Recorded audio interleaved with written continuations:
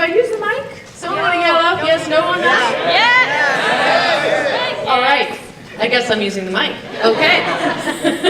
It's not quite how we practice, but that's all right. Thank you to everybody. Thank you to everybody for coming out here today. This is so exciting. It's so exciting to have you all here. It is just an amazing crowd with such energy and such engagement. And let me just begin by thanking Olivia Chow for such a fabulous, fabulous speech and talk. You know, as someone who's been in politics for a very, very long time, let me tell you that one of the things that is most valued by some of us is the ability to ask for money. And no one asks for money like Olivia Chow. So I'd also, of course, like to thank Rakesh, who so kindly placed my name in nomination. I have to say that vision of, you know, grabbing life by the lapels and shaking it, I'm going to keep that in mind for a while, because that's what we're all going to do over the course of the next couple of months, is we're going to reach out and we're going to grab Alberta by the lapels and we're going to say, we're here for you.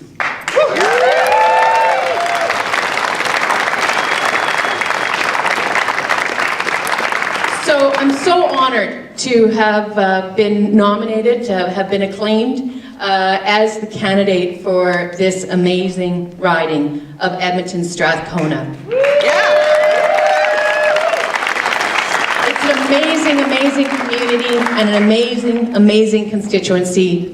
Even as I've been called upon to travel the province more and more in my new role as leader of Alberta's NDP, I do so always feeling tremendous honor, pride, and responsibility for having been given the opportunity to represent this vibrant, dynamic, leading part of our province. The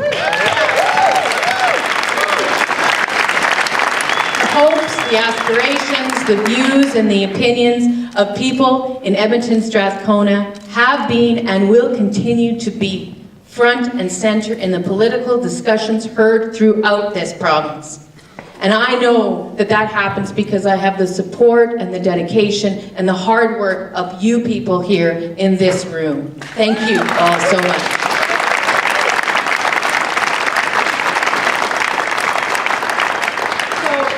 So I'd like to begin by just acknowledging a couple of guests that we have here today. First of all, our wonderful MP for Edmonton-Strathcona federally, Linda Duncan.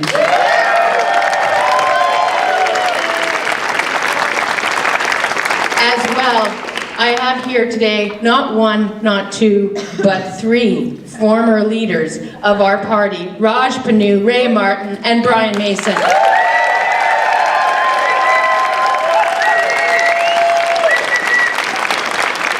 Of course, I also have my wonderful caucus colleagues who work so hard with me, along with Brian, to represent you in the legislature, David Egan and Darren Bellis.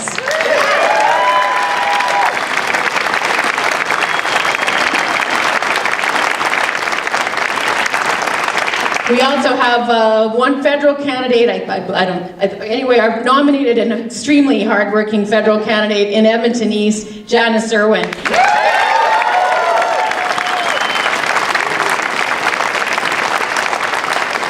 I want to tell you that our NDP MLAs have been doing incredible, incredible work.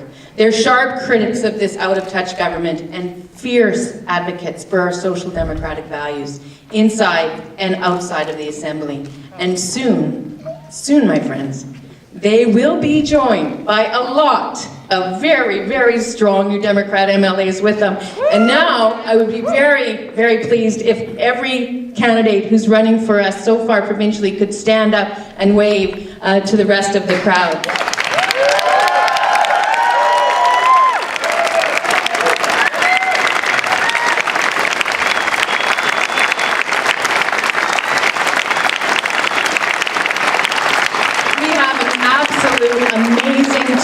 An amazing team of candidates who are going to present themselves to Albertans all across this province. I'm so proud of these candidates and so grateful to them for putting their names forward to represent their communities in the Alberta legislature.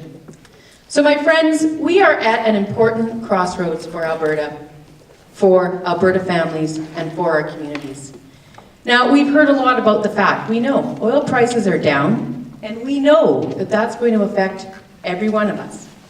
But even as we face this downturn and the very drastic reactions from the Prentice government, I see Albertans facing the future with strength and with hope. I share that strength and that hope with them and with all of you. Albertans, all of us together, men and women, our business leaders, our students, our seniors, our communities, they are strong and they are hopeful. Now, yes, we have abundant natural resources, but we also have more than that. We have workers who are skilled and resilient. We have innovative business leaders. We have great universities and post-secondary institutions. We are a young and a modern province. Our natural environment is still the envy of the world. And we are a diverse province. And most importantly, we are welcoming and proud of that diversity.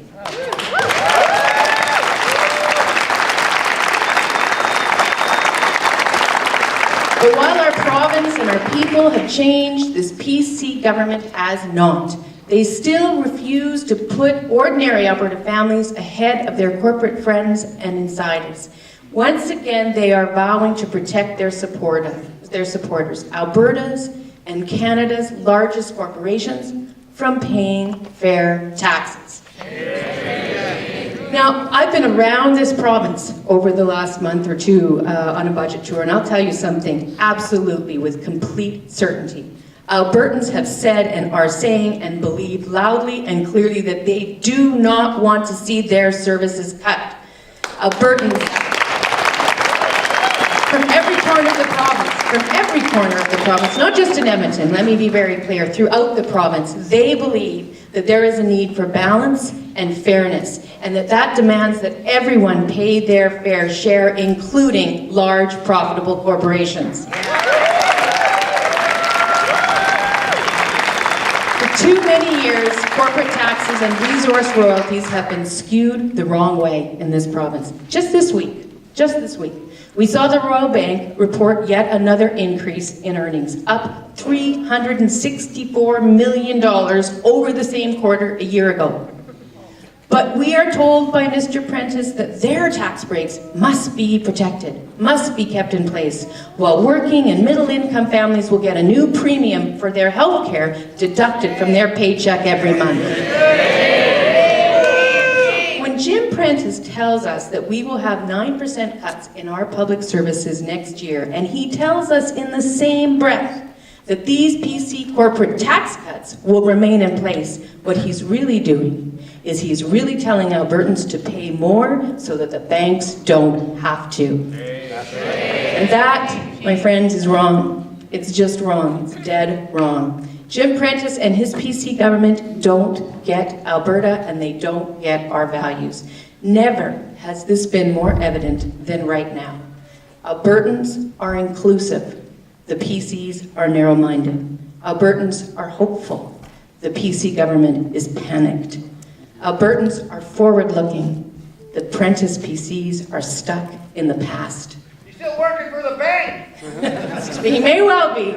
Now, last fall, the PCs voted against a bill that would have ensured that every student in Alberta who wanted to have a gay-straight alliance, clubs that we know reduce bullying and reduce teen suicide, so that those people could have one. They voted against that bill. They killed it because this PC government have the wrong values and the wrong priorities for our province.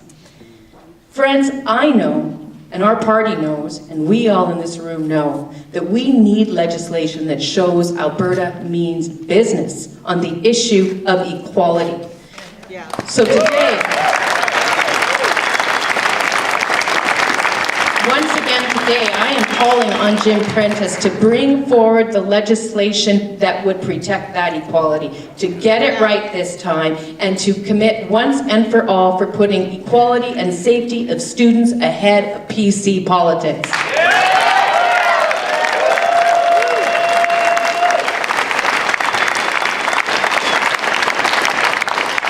You know, know, I can't deny that we are facing some real challenges, especially with the falling price of oil. But those challenges call for smarts, for creativity, and for the right priorities, not the drastic threats that we are offered by Grim Jim every day. We don't need that, and we absolutely do not need a replay of the damaging cuts of Ralph Klein. Now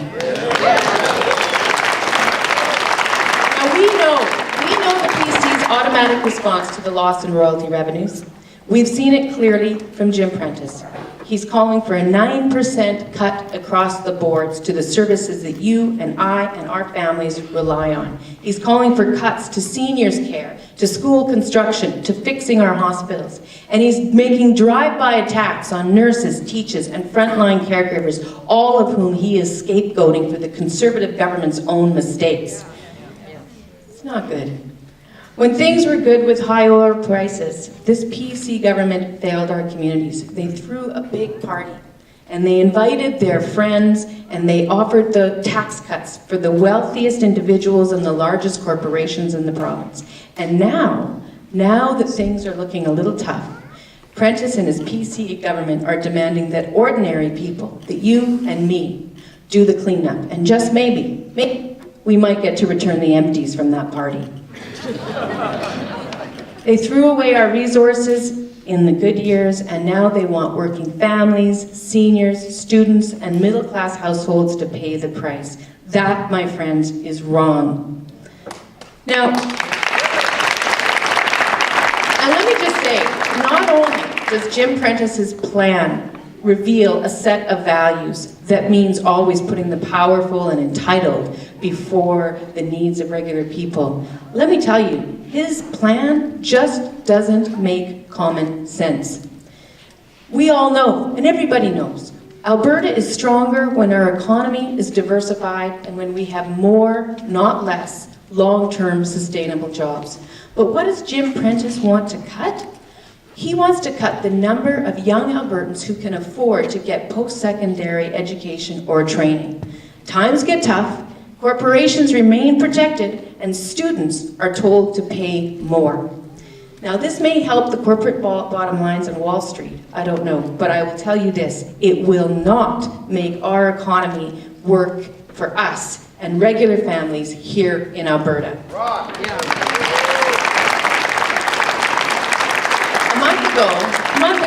Roughly a month ago, Jim Prentice made his dramatic announcement. He said, yeah, we're going to be making these 9% cuts across the board. They still believe, apparently, that across the board cuts, they apparently worked for Ralph Klein, and so apparently they think it's time to go back to that same old bag of tricks. So they told us there was no money, just weeks ago. They told us there was no money to protect children or to ensure that the Auditor General can properly scrutinize government spending. Then on Tuesday, just this last Tuesday, the finance minister gave us a financial update. And he told us that, oh, who knew? I just found $1 billion. Apparently, in the last 5 weeks, I lost and then found again $1 billion. I guess they'd forgotten to check the second shoebox in the closet. I don't know. So, friends, I don't know that we could find a better example of why this PC government's mistakes require more oversight from the Auditor General, not less.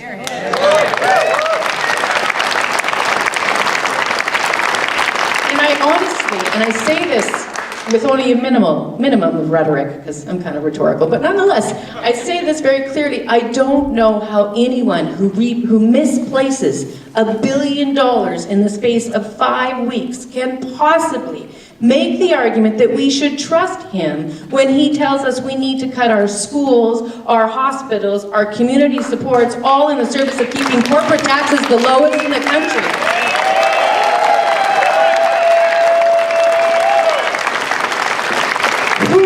Would believe that.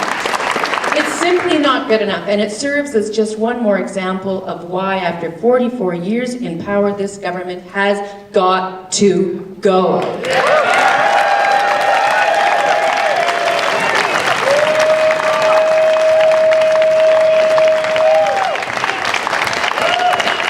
Now, I do want to emphasize that, as a New Democrat, I value government.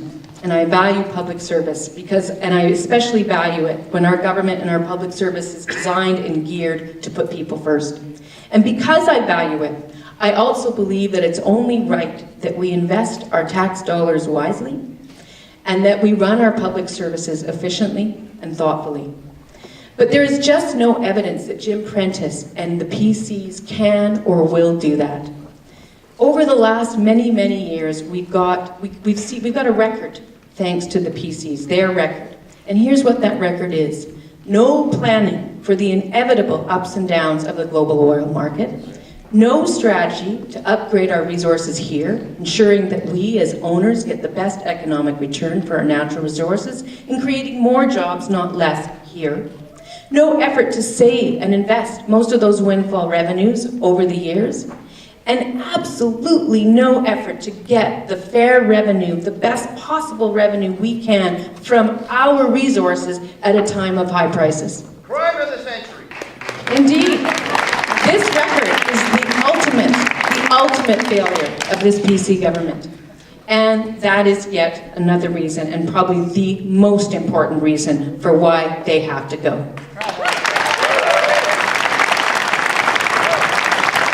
Clearly it's time for new ideas. It's time for new ideas and people with new ideas here in Alberta. And that, my friends, is us. That, my friends, is the Alberta NDP.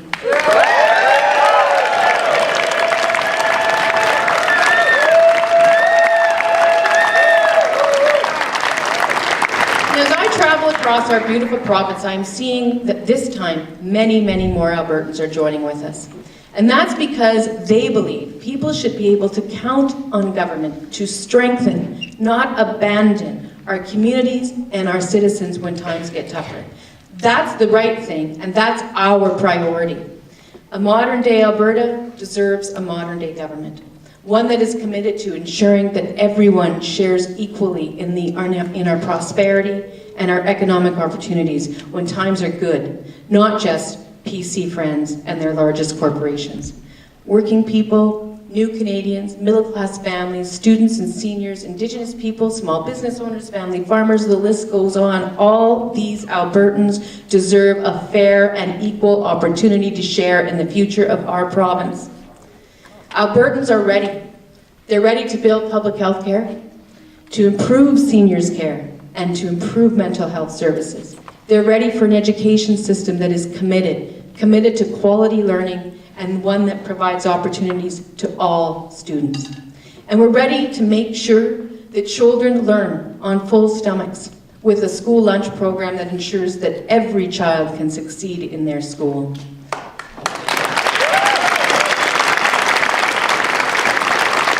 Albertans are ready to build and diversify our economy, including upgrading more resources here, creating more jobs. And when oil prices come back, Albertans are ready for a government that will show some backbone, that will grab the lapels, as it were, and make sure that we sell our resources for the best possible price.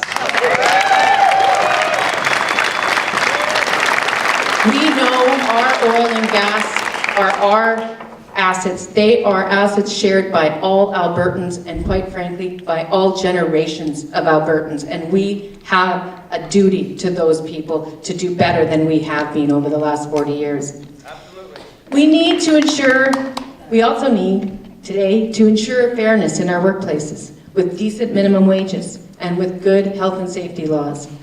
And really importantly, and I know it's really important especially to people here in Strathcona, everybody across this province, except perhaps Jim Prentice and his PC buddies, understand this, that we must address threats to our natural environment, and we must act now to preserve our air and our land and our water.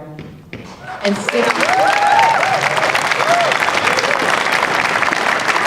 coincidentally and happily, since some of that work means promoting renewable energy and promoting enhanced energy efficiency, we're going to do that in a way that brings new economic opportunities and new sustainable jobs to the province of Alberta.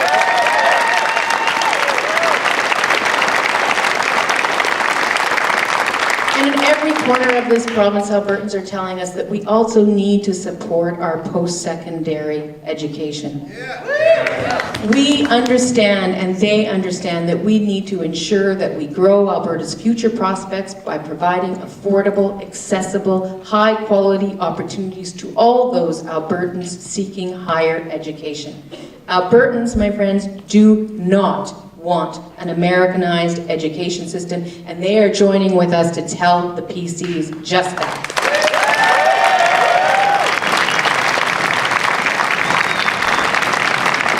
And finally, friends, Albertans are ready. They are really ready for this. They are so ready for this. I can't tell, the Chamber of Commerce across this province is ready for it. Everybody is ready for this. They are ready for the changes that will finally bring us fair taxes. They are ready for us to replace the flat tax and to get rid of the corporate tax breaks that benefit only the powerful and the privileged. That's what Albertans want, and that's what we're about.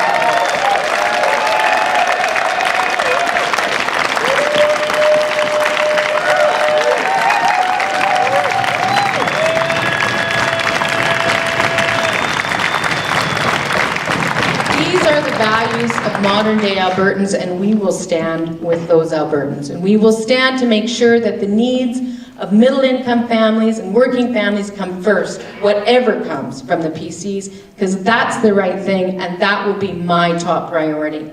We're standing with Albertans who want protection for the things that matter to them and to their families.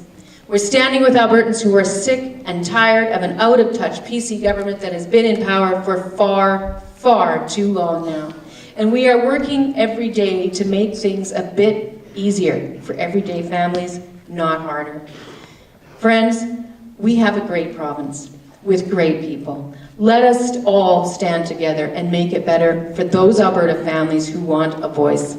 Let's stand together to give them a voice. Let's make sure that they hear the voice of Alberta's New Democrats for them.